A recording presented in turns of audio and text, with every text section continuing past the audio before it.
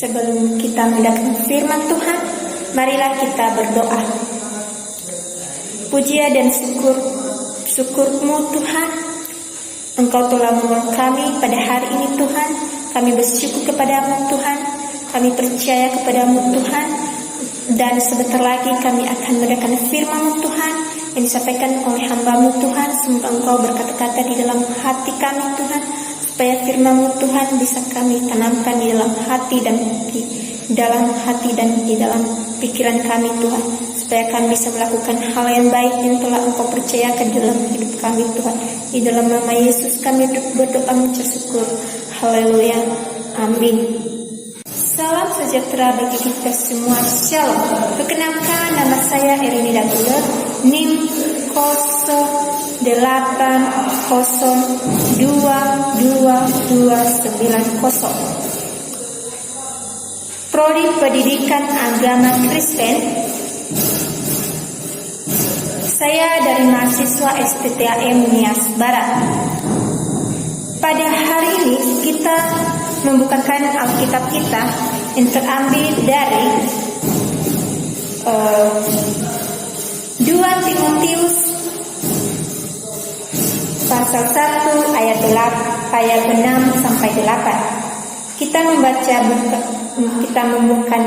membaca Alkitab kita.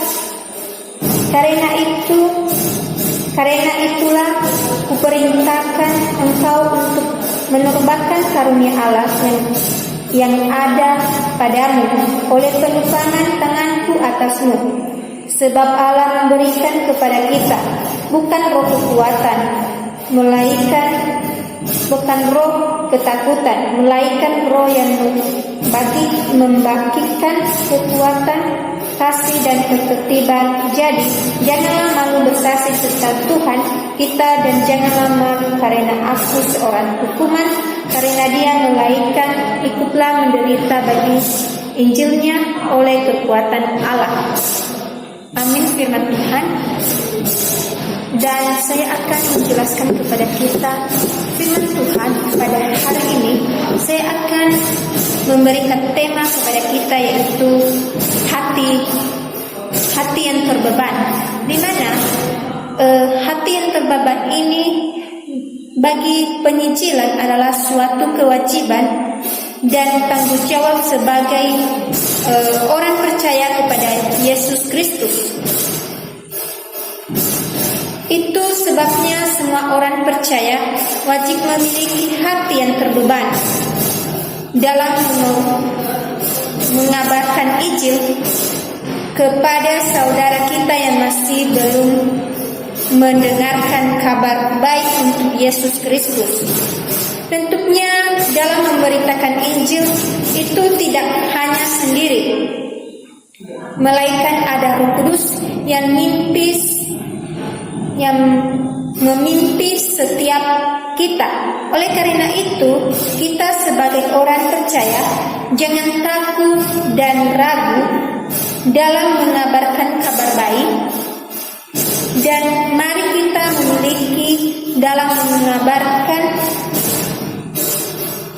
kita memiliki hati yang terbeban untuk melayani Tuhan. Dan bagaimana cara kita memiliki hati yang terbeban? Yaitu saya akan memberikan poin kepada kita, yaitu adanya pengorbanan. Di mana di sini dia berkata adanya pengorbanan. Tetap dia berkata kepada kita adanya pengorbanan. Berarti kita menyampaikan Injil itu supaya kita memiliki pengorbanan kepada orang-orang yang masih belum percaya kepada Tuhan. Dan marilah kita memiliki hati yang terbeban karena kita sebagai hamba Tuhan. Marilah kita memiliki hati yang terbeban untuk melayani Tuhan di setiap waktu yang telah diberikan kepada kita.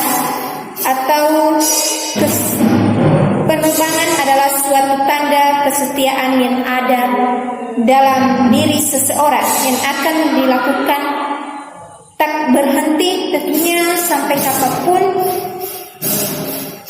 Itu tidak ada batasnya.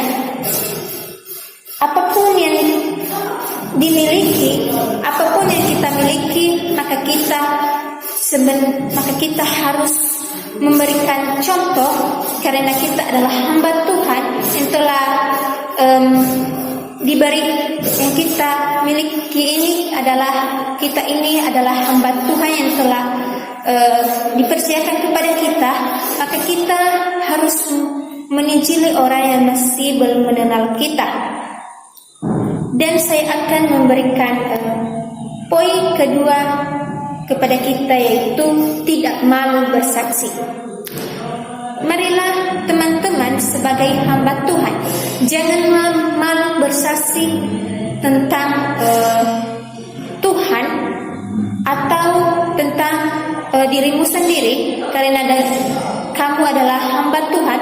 Marilah kita mengubahkan diri kita sebagai hamba Tuhan, supaya kita memiliki tanggung jawab, karena kita adalah hambanya yang telah dimilikinya selama kita ada di dunia ini. Dan dengan kita menginjili orang-orang yang masih belum percaya kepada Tuhan dan bersaksi di depan mereka, maka hati mereka bisa tersentuh dan bisa percaya kepada Tuhan, dan bisa memiliki dan bisa mengenal Tuhan yang kita sembah itu. Dan saya akan memberikan poin ketiga kepada kita, yaitu rela menderita bagi Injil. Marilah kita rela menderita bagi Injil sebagai kita yang orang yang sudah percaya kepadanya atau hambanya telah yang telah dia miliki. Marilah kita menderita bagi Injil dimanapun dia utus kita di dunia ini. Marilah bersiap dan kita berkata kepadanya, utuslah aku, inilah aku ya Tuhan, utuslah aku, ini aku anakmu, utuslah sebagai permobanan yang telah Engkau sampaikan kepadaku, dan aku harus memberikan jawaban dan melakukan setiap panggilan setiap pekerjaan yang telah Engkau percayakan di dalam hidup saya. Dan saya akan memberikan kesimpulan bagi kita, yaitu setiap orang percaya harus memiliki hati yang terbeban untuk mengasihi jiwa-jiwa,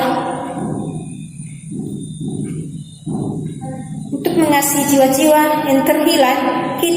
Sebagai orang yang percaya, marilah kita mencari orang-orang yang hilang di antara kita, yaitu yang masih belum mengenal Tuhan. Dan marilah kita mencari dia supaya dia bisa mengenal Tuhan, atau orang-orang yang masih ragu-ragu untuk mengenal Tuhan. Marilah kita kuatkan dia supaya dia percaya kepada Tuhannya, karena kita adalah orang yang telah dipanggil menjadi hamba Tuhan. Dan sebagai kesimpulan bagi kita, marilah kita menjadi hamba Tuhan yang baik, supaya kita memiliki hati yang terbeban dan memiliki tanggung jawab yang sangat terbaik. Itu saja firman Tuhan dari saya. Sekian dan terima kasih. Shalom. Kita berdoa. Puji syukur atas kehadiran-Mu di dalam hidup kami Tuhan. Pada saat ini Tuhan, kami telah mendengarkan firman-Mu yang telah Engkau percayakan dalam hidup kami Tuhan, supaya firman-Mu yang telah kami pelajari pada hari ini Tuhan, kami bisa tanamkan di dalam hati kami Tuhan. Terima kasih Bapa. Haleluya. Amin.